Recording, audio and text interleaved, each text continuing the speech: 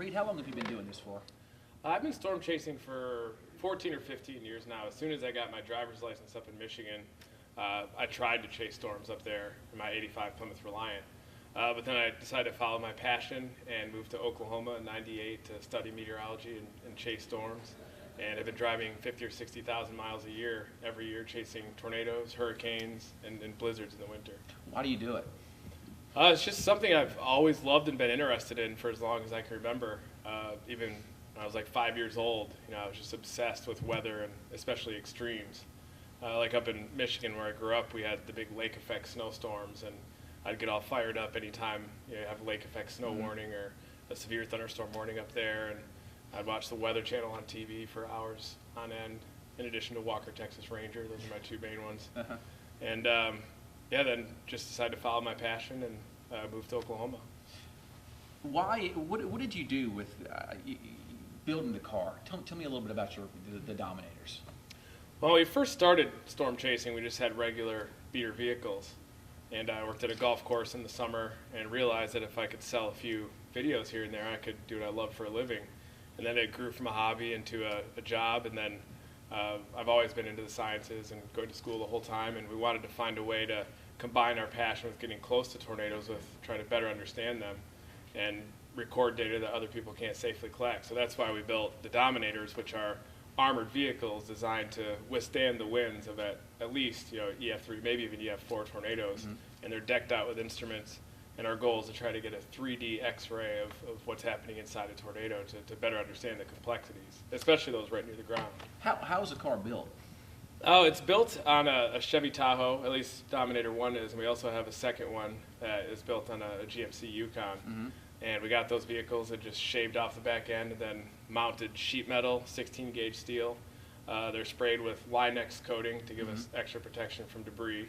They have Lexan windows to protect us from flying debris as well. And then they have a hydraulic system so we can drop the aerodynamic shell flush to the ground so no wind can get underneath. So we want it to behave at least like an airplane wing as possible. So we want to eliminate the wind underneath. And then in Dominator 2, we added a spike system which will anchor us down and prevent us from sliding across the ground. How was it like to drive inside of a tornado? Well, when we first started intercepting, I was so focused on getting the vehicle in the path of the tornado that you don't really think about it too much. And as it's approaching, you're almost mesmerized by its organization and scientific beauty. And you don't think, this thing can kill you when it's approaching. But then when that first wind gust hits the vehicle, it feels like a solid object, and the whole vehicle's shaking back and forth. And then you truly realize the power that even the weaker tornadoes can have. And your ears pop in the middle of the tornado from the pressure fall, which drives the wind speed around it. And when they have flying debris, that's when it gets really dangerous. So if there's a tornado that has a lot of debris, we'll hang back. Because the perfect one for research is one that's in the middle of nowhere, that has no debris, isn't hurting anybody, and we can record the measurements to try to better understand them. Have you ever been in a situation where you felt like your life was in danger? There's always that little voice in the back of your head, that instinct that tells you, you shouldn't be driving toward the tornado. But we also have full faith in the design of the vehicle to keep us safe in tornadoes. There was one time that we had a malfunction in our Lexan windows. We rolled up the regular glass, and then they came crashing in as one of those suction vortices or miniature tornadoes hit the vehicle. And ironically, that is the focus of our research, are those suction vortices. So we were able to capture some really interesting data as that happened, but when the window got blown out, I was definitely a little worried for a few seconds. What do you do? What kind of instruments do you use to measure? For vertical winds inside the tornado, which is another one of our focuses, we use a radar. It's a low-end X-band radar about the size of a briefcase that points straight up and measures the wind up and down relative to the radar antennas. And we're trying to compare the vertical winds with the horizontal. So we measure the horizontal winds with just an Arm-Young anemometer on the roof, which may or may not get ripped off inside a tornado. It has. We have barometers to measure the pressure fall. And we also launch parachute probes with our air cannon system that will get carried around inside the tornado and measure temperature, moisture, and pressure at rates of 5 times a second to try to get that 3D X-ray. And what kind of information have you gotten from all of this so far? Well, one of the most interesting measurements that we got with the radar was a 170 mile per hour updraft inside an EF4 in Minnesota on June 17, 2010. And at least in that tornado, which the winds were estimated at about 170 by the NWS damage survey, the vertical and the horizontal winds were roughly comparable scale. But sometimes, especially in the smaller tornadoes, that'll break down, and you'll see them with just pure upward motion and very little rotational, and then they'll quickly go back again. And we're trying to better understand that process. We also recorded 144.4 mile per hour horizontal wind gusts inside that tornado that blew the windows out. And overall, that was a weak tornado with 70 to 90 mile per hour winds. But when that suction vortex hit, the wind ramped up 3 to 4 times that of the main vortex. And you can take that real data and then compare it to computer simulations of tornadoes, and that will eventually help give us a better understanding of their complex dynamics. What do you think that this better understanding is going to do for the future of forecasting tornadoes? Well, I think the data can be used for forecasting. If you better understand tornadoes, you can better forecast them.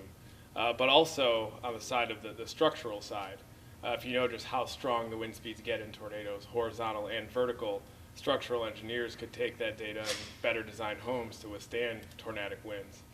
Because right now, right near the ground, there's so much mystery as to how those wind speeds manifest, why they break into individual vortices, causing one house to be completely destroyed and one being untouched.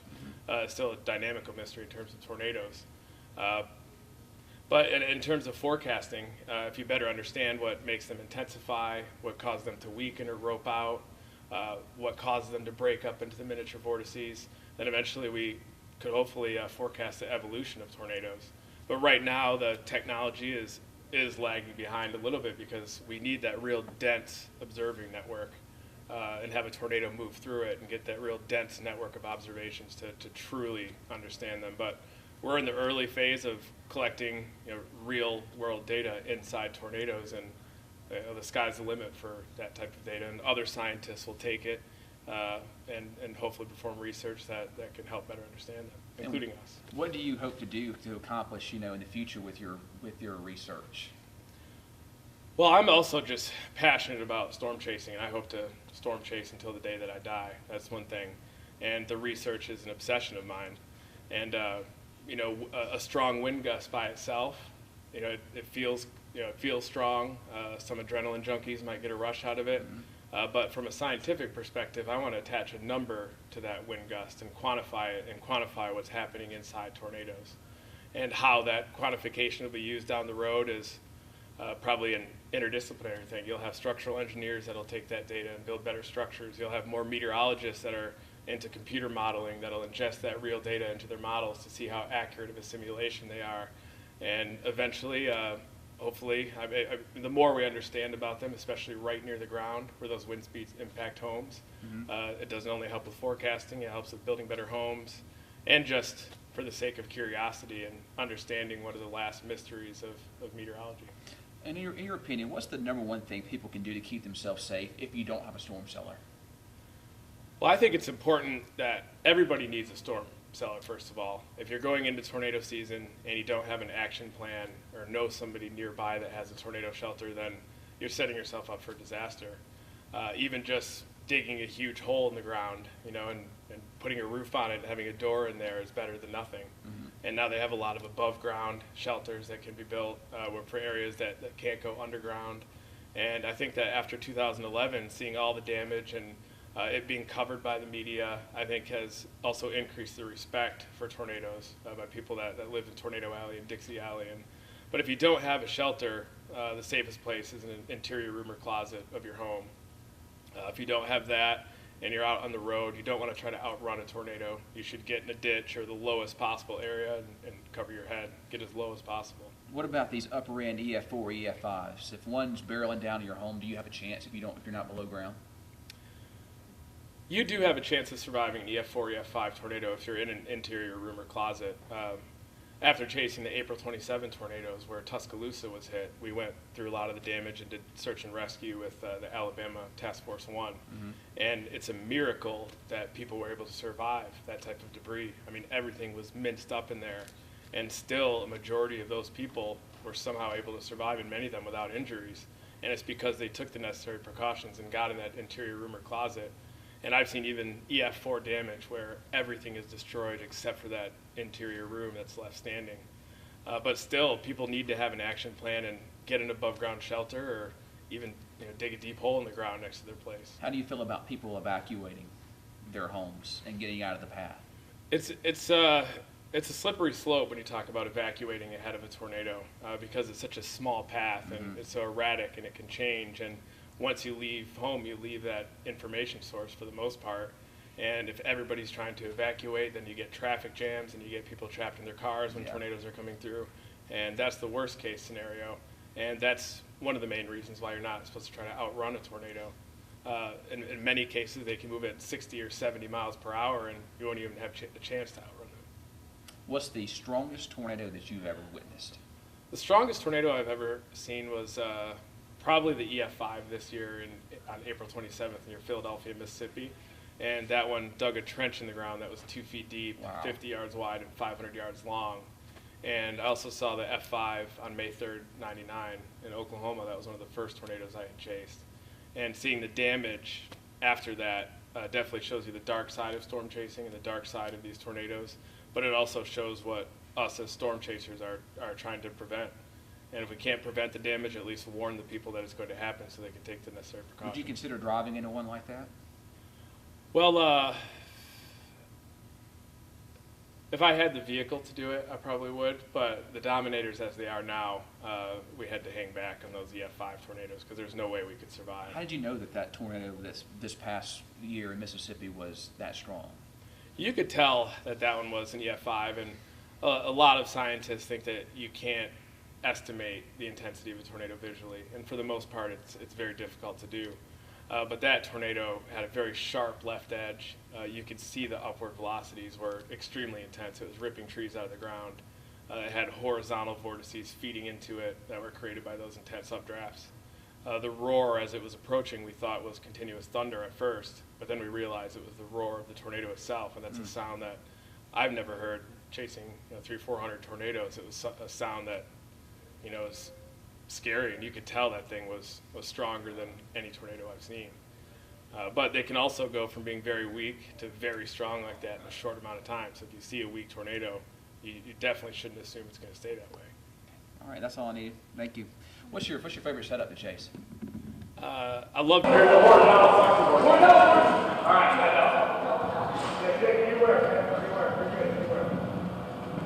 it's now moving side to side. It's coming right at us right now.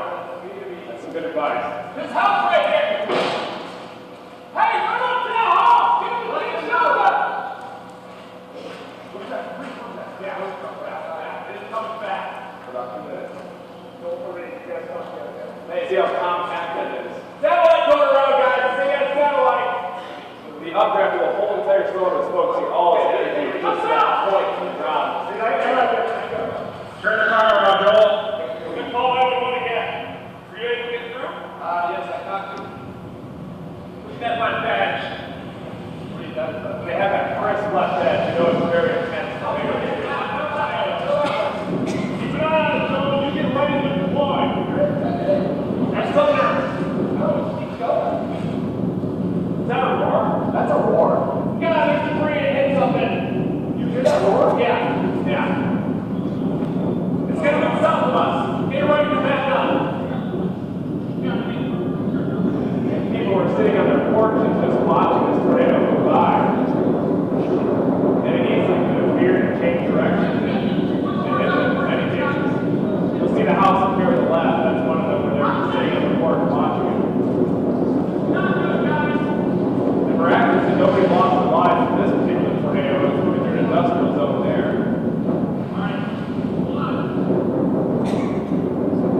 Hopefully after this season of 2011, people expect to heed the warnings much more now because it's not always going to miss your home. It can easily become a very strong tornado like this. And you can see how fast it's moving.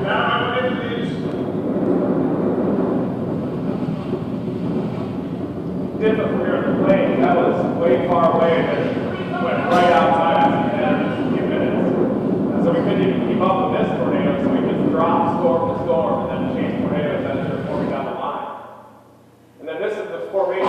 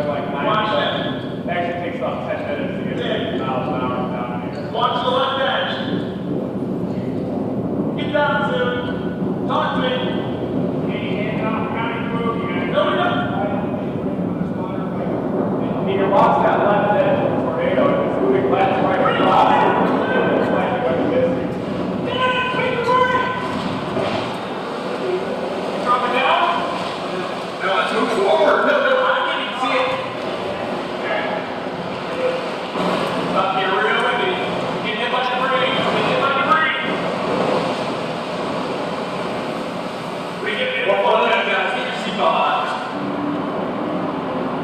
for you guys.